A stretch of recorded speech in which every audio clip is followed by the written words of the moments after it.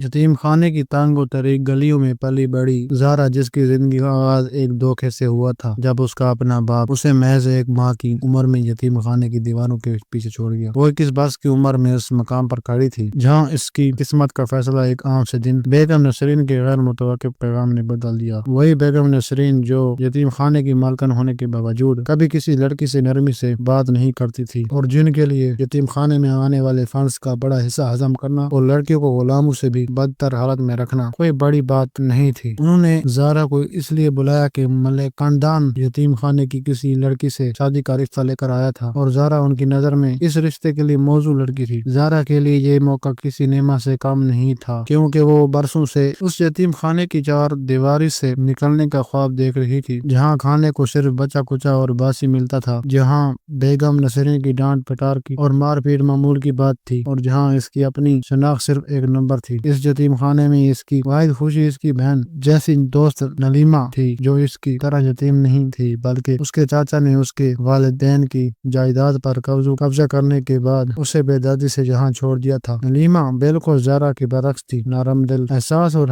हर किसी को मौका देने वाली, जबकि ज़ारा तलख थी, तेज थी और लोगों पर भरोसा करना उसने कभी सीखा ही नहीं था, क्योंकि उसका बाप उसके लिए एतमाद की पहली और आखिरी मिसाल था जिसने उससे तोड़ दिया था। वो इस रिश्ते के बारे में सोचते हुए जानती थी कि बेगम नसरीन ने इस सौदे में वो पैसे लिए होंगे, लेकिन उसके लिए ये पैसों का सौदा नहीं बल्कि आजादी का टिकट था। इसलिए उसने बगैर किसी हिचकिचाहट के हाँ कर दी, और बेगम नसरीन को भी हैरान कर दिया, जो ज़ारा की जिद और तलखी मजाजी से अच्छी तरह वाकिफ थी। लेकिन ज़ारा की सोच वाज़ेह थी कि अगर इस कुदरत की तरफ से कोई मौका मिल रहा है तो उसे हाथ से जाने नहीं देना चाहिए, चाहे इसमें कितना ही खतरा क्यों ना हो। वो इस यतीम खाने और इसकी जालिम मालकन से निकल कर अपनी शनाख्त बनाना चाहती थी, अपने पाँव पर खड़ा होना चाहती थी, और सबसे बढ़कर वो नीलिमा को भी इस जहन्नम से निकालने का ख्वाब देख रही थी। इस सोच के साथ उसने रिश्ते को कबूल किया और मंगनी की तकरीब यतीम खाने में हुई, जहाँ पहली बार अच्छा खाना मिला, क्योंकि लड़के वालों ने खुद इंतजाम किया था। मंगनी के बाद ज़ारा के दिल में सिर्फ शकूक थे। वो नौजवान जो उससे मिला था और जिसके साथ उसकी मंगनी हुई थी, उसकी शक्ल और सूरत देखकर उसने सोचा कि शायद जिंदगी वाकया बदल जाएगी, लेकिन किस्मत को कुछ और ही मंजूर था। शादी के दिन जब दूल्हा सामने आया तो ज़ारा की चीखें निकल गईं, क्योंकि वो कोई जो नौजवान नहीं बल्कि एक उधेड़ उम्र का आदमी था। बेगम नसरीन ने उसे बताया कि जो नौजवान पहले मिला था वो दरअसल उसका भतीजा था,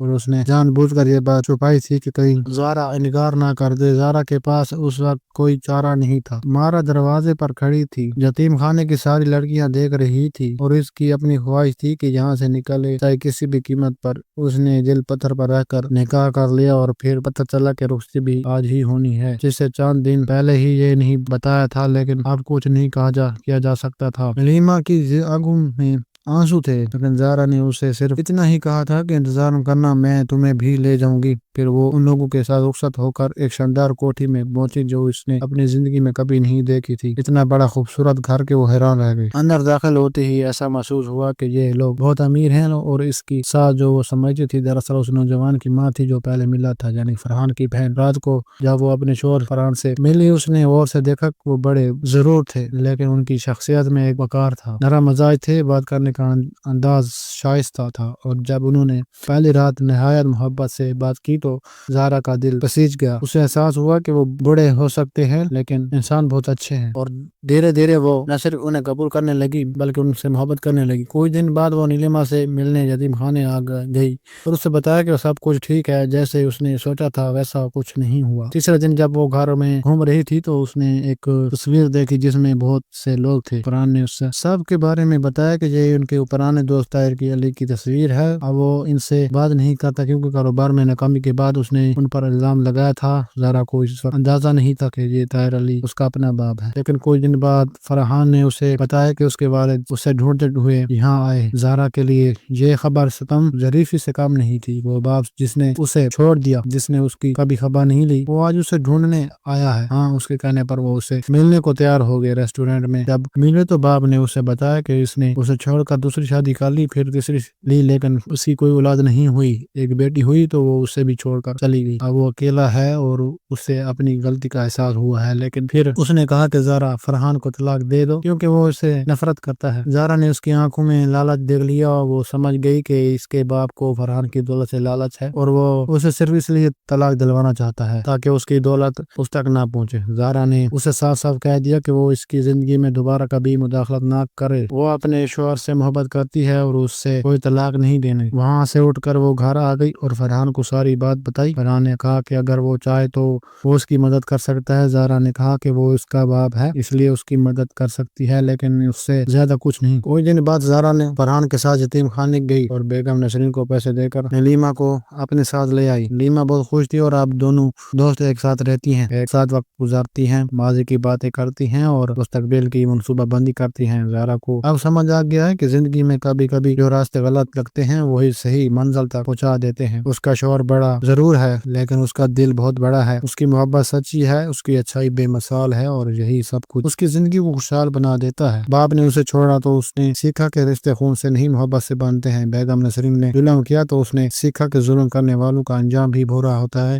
اور فرحان نے اسے سکھایا کہ محبت کی کوئی عمر نہیں ہوتی، انسان کی اچھائی اس کی شکل و صورت سے نہیں بلکہ اس کے دل سے جھلکتی ہے۔ آج زارا کی زندگی بالکل بدل چکی ہے، اب وہ شاندار کوٹھی کی مالکن ہے، اس کے پاس وہ سب کچھ ہے جو وہ کبھی خواب میں دیکھتی تھی، لیکن اصل خوشی اسے اپنی شوہر کی محبت اور اپنی دوست کی صحبت میں ملتی ہے۔ وہ اکثر سوچتی ہے کہ اگر وہ اس رشتے سے انکار کر دیتی تو شاید آج بھی یتیم خانے کی گلیوں میں بیگم نسرین کی ڈانٹ سن رہی ہوتی، لیکن اس نے موقع کو ہاتھ سے جانے نہیں دیا۔ اس نے ہمت کا فیصلہ کیا اور وہ آج اپنی زندگی خود جی رہی ہیں۔ اس کی کہانی کسی سبق سے کم نہیں کہ کبھی کبھی اندھیرے بہت گہرے ہوتے ہیں لیکن صبر اور ہمت سے کام لینے والوں کے لیے اجالا ضرور آتا ہے۔ قسمت ان کی بھی مدد کرتی ہے جو خود آگے بڑھنے کا حوصلہ رکھتے ہیں، اور سب سے بڑھ کر یہ کہ سچی محبت اور اچھائی کی کبھی عمر نہیں دیکھی، وہ تو دل کی گہرائیوں میں بسی ہوتی ہے۔ زارا اور نیما آج ایک ساتھ ہیں، ایک دوسرے کی خوشیوں میں شریک ہیں اور وہ دونوں مل کر ان تمام لڑکیوں کے لیے امید کی کرن ہیں جو آج بھی یتیم خانوں میں کسی بہتر کل کے انتظار میں ہیں۔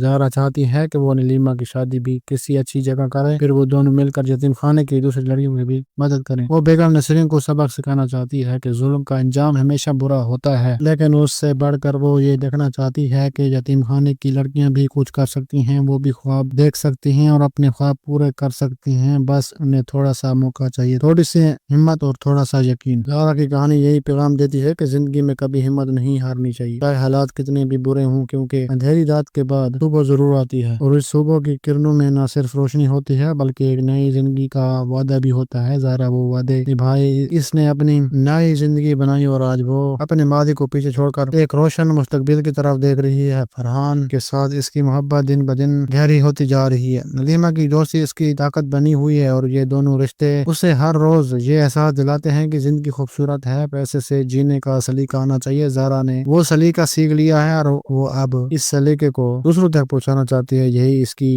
زندگی کا مقصد ہے، یہی اس کی کہانی کا اصل پیغام ہے کہ اندھیرے سے نکل کر اجالے تک پہنچنا ممکن ہے، بس تھوڑی سی ہمت چاہیے، تھوڑا سا یقین اور یہ بھروسہ کہ آج کا سے بہتر ہوگا۔ زارا کا کل آج بہتر ہے اور وہ اس بہتر کو کل کو ہر روز اور بہتر بنا رہی ہے، کیونکہ اب اسے پتا ہے کہ زندگی کا نام صرف زندہ رہنا نہیں بلکہ اچھے سے جینا ہے، اور اب وہ اچھے سے جی رہی ہے، پوری طرح مکمل طور پر اپنی شرطوں پر، اپنے خوابوں کے مطابق، اور یہی سب سے بڑی کامیابی ہے۔ ناظرین، آپ کو ہماری آج کی کہانی کیسی لگی کمنٹ سیکشن میں اپنی قیمتی رائے کا اظہار ضرور کیجیے گا، اور اس طرح کی سبق موز کہانی سننے کے لیے چینل کو سبسکرائب کریں اور ویڈیو کو لائک کریں اور زیادہ سے زیادہ شیئر کریں۔ پھر ملتے ہیں ایک نئی کہانی کے ساتھ، تب تک کے لیے اللہ حافظ۔